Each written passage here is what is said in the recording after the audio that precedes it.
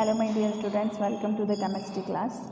हमारा जो चैप्टर है चैप्टर 14 बायोमोलिक्यूल्स, उसमें हम डिफरेंट टाइप ऑफ बायोमोलिक्यूल्स के बारे में इंट्रोडक्शन ले चुके हैं। कार्बोहाइड्रेट, प्रोटीन और फैट, लिपिड, एंजाइम्स, ये सब क्या है, बायोमोलिक्यूल्स हैं। तो इसमें मेन टॉपिक जो है हमारा कार्बोहाइड्रेट है। कार्बोहाइड्रेट जो डिफरेंट टाइप ऑफ कार्बोहाइड्रेट के बारे में अब हम स्टडी करने वाले हैं। तो नंबर 1 टॉपिक है कार्बोहाइड्रेट में ग्लूकोज एंड फ्रुक्टोज। ठीक है, तो general formula of the glucose and fructose है C6H12O6। और ये क्या होते हैं, हमें पता है कि कार्बोहाइड्रेट क्या होते हैं, ऑप्टिकली एक्टिव पॉलीहाइड्रोक्सी कीटोन या फिर एल्डिहाइड होते हैं। ठीक है, तो ये भी जो ग्लूकोज है दैट इज़ द एल्डोहेक्सोज और फ्रुक्टोज है वो क्या है, कीटोहेक्सोज। हेक्सोज क्यों, क्योंकि 6 कार्बन प्रेजेंट है। अब आता है ग्लूकोज जो है ये कैसा होता है, generally glucose is present in a monomer form, मतलब बहुत सारे मोनोमर मिलकर क्या बनाएंगे, पॉलीमर बनाएंगे। तो कौन कौन से पॉलीमर ग्लूकोज बनाता है, सेलुलोज, स्टार्च, ठीक है, ये सब क्या है, ग्लूकोज के पॉलीमर हैं। और ये जो ग्लूकोज है ये कंबाइंड फॉर्म में भी मिलता है और फ्री फॉर्म में भी मिलता है नेचर में। जो आपके घर में जो चीनी है दैट इज़ द ग्लूकोज, और ये क्रिस्टलाइन फॉर्म में होती है, वाइट कलर की होती है, वाटर में सॉल्यूबल होती है। और जितने भी फ्रूट्स हैं उन सब में भी ग्लूकोज, हनी में भी ग्लूकोज, ये सब प्रेजेंट होता है। हमारे ब्लड में 0.1% ग्लूकोज प्रेजेंट होती है।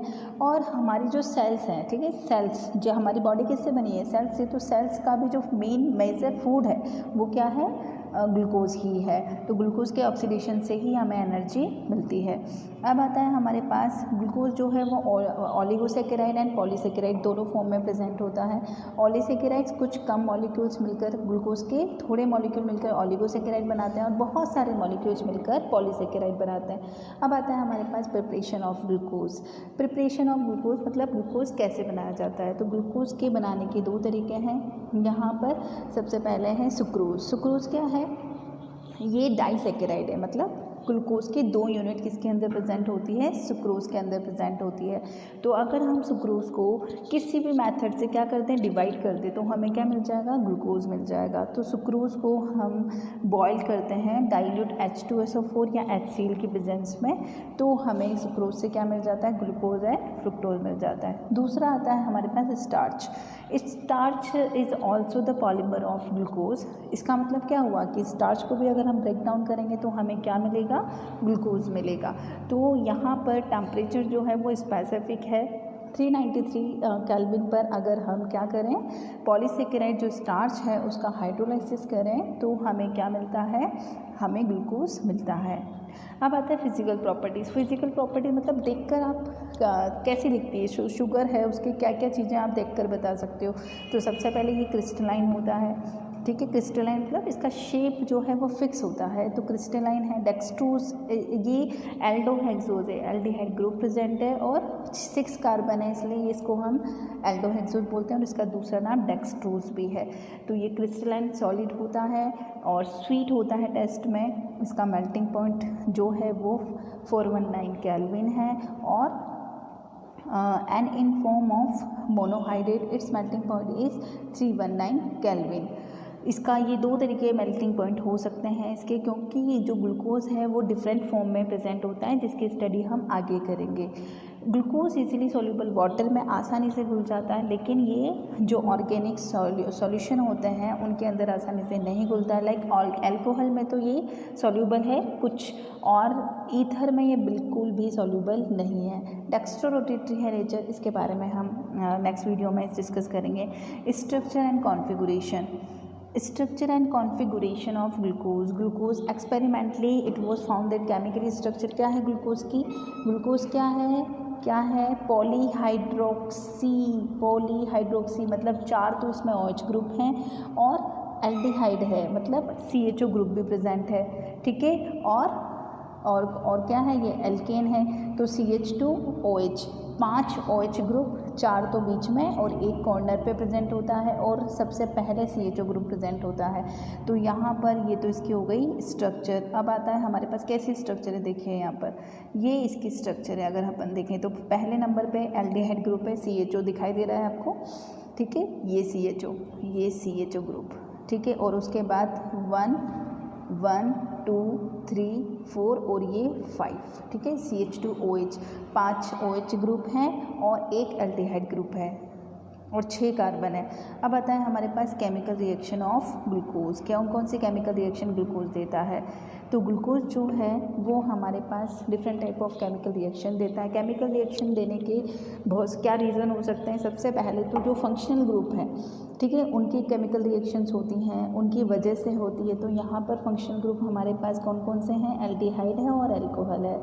तो रिडक्शन, अगर हम क्या करें, किसका? ग्लूकोज का अगर रिडक्शन होता है तो रिडक्शन, यहाँ पर रिडक्शन कौन सा है? कंप्लीट रिडक्शन, मतलब जितने भी आपको जितने भी different type of functional group दिख रहे हैं, ऑक्सीजन है तो वो हट जाएगी और उसकी जगह क्या लग जाएगी? H2 लग जाएगी। तो यहाँ पर 6 कार्बन है, 6 कार्बन के साथ क्या जुड़ जाएगी? हाइड्रोजन जुड़ जाएगी। तो हमें क्या मिलेगा? एक चेन फॉर्म में मिलेगा, कार्बन की चेन फॉर्म मिलेगी हमें, जिसको हम 6 कार्बन है तो प्रोडक्ट बनेगा वो 6 कार्बन का ही बनेगा, ठीक है। लेकिन हाइड्रोजन का एडिशन हो रहा है तो हमें क्या मिल जाएगा? N hexane. हेक्सेन मतलब सारे क्या प्रेजेंट हैं? सिंगल बॉन्ड है और उन सबसे हाइड्रोजन जुड़े हुए हैं, तो स्ट्रेट चेन मिलती है जिसको हम एन हेक्सेन बोलते हैं, ठीक है, नॉर्मल हेक्सेन। अब आता है हमारे पास ग्लूकोज जो है उसको हम कंट्रोल्ड वे में उसका रिडक्शन करवाएंगे, किसकी प्रेजेंस में? अमलगम। अमलगम क्या होता है? NaHG। इसका हम क्या करेंगे? कंट्रोल्ड वे में रिडक्शन करवा रहे हैं, मतलब रिडक्शन करवा रहे हैं। तो यहाँ पर सबसे पहले फंक्शनल ग्रुप CHO जो है वो किस में चेंज हो जाएगा? जब भी एल्डिहाइड का रिडक्शन होता है तो वो किस में चेंज हो जाता है? अल्कोहल में, मतलब CHO से क्या बन जाएगा? OH। तो यहाँ पर देखिए जो CHO है वो किस में चेंज हो रहा है? CHO जो है वो किस में चेंज हो रहा है? CH2OH में। CHO जो है वो OH से क्या बन गया? CHO से क्या बन गया? CH2OH, अल्कोहल में चेंज हो गया। तो इसका नाम अब क्या बन गया? सॉर्बिटॉल।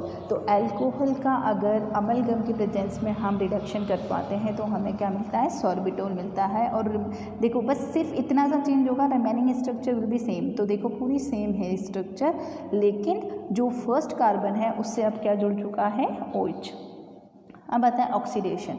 ग्लूकोज का हम ऑक्सीडेशन करवाएंगे तो वही है, अल्कोहल का ऑक्सीडेशन करवाने पर हमें एल्डिहाइड मिलता है, एल्डिहाइड का ऑक्सीडेशन करवाने पर हमें क्या मिलता है?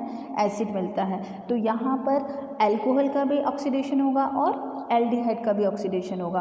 तो पहली रिएक्शन में यहाँ पर जो ऑक्सीडेशन हो रहा है वो किसका ऑक्सीडेशन हो रहा है? CHO का। CHO is changing into the carboxylic group. तो यहाँ पर क्या मिल गया हमें? Gluconic acid. बाकी सब सेम है, लेकिन CHO जो है वो COOH में चेंज हो गया, तो इसको हम बोलेंगे ग्लूकोनिक एसिड। उसके बाद जो नीचे वाला OH है, सबसे नीचे वाला, बीच वाला नहीं, सबसे नीचे वाला जो है उसका भी क्या हो जाएगा? ऑक्सीडेशन हो जाएगा। और OH किस में चेंज होगा? पहले एल्डिहाइड में। एल्डिहाइड किस में चेंज होगा? कार्बोक्सिलिक एसिड में। तो OH से क्या बन जाएगा लास्ट में? COOH। तो ऊपर भी COOH, सबसे लास्ट में भी COOH।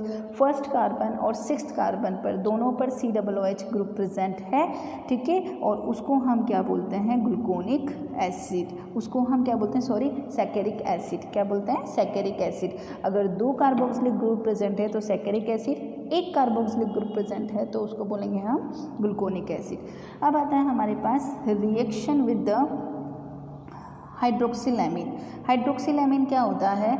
NH2OH। हाइड्रोक्सिल का मतलब होता है OH ग्रुप और एमीन मतलब NH2। तो ग्लूकोज की रिएक्शन हम हाइड्रोक्सिल एमीन से करवाते हैं तो NH2 का जो H2 है वो एल्डिहाइड के O से ऑक्सीजन के साथ मिलकर निकल जाता है एज वाटर मॉलिक्यूल की फॉर्म में, और हमें क्या मिलता है? ग्लूकोज ऑक्सीजन मिलता है। रिमेनिंग पार्ट ऐड हो जाएगा तो हमें ग्लूकोज ऑक्सीजन मिलेगा। Reaction with the hydrogen cyanide, HCN, hydrogen cyanide. कुछ भी नहीं होगा, सिंपल है बहुत। H जो CHO का O और HCN का H, तो CHO क्या बन गया? ये CHOH, ठीक है। कार्बन से क्या जुड़ गया? OH और C बचा क्या? CN। तो CN भी यहाँ पर जाके जुड़ गया, तो वो क्या बन गया हमारे पास? देखो ग्लूकोज साइनोहाइड्रीन। क्या बन गया? ये ग्लूकोज साइनोहाइड्रीन। उसके बाद आती है हमारे पास वेरी वेरी इंपॉर्टेंट रिएक्शन जिसको हम बोलते हैं reaction with the falling solution and Tollens reagent, ठीक है, जिसको हम नेक्स्ट लेक्चर में डिस्कस करेंगे।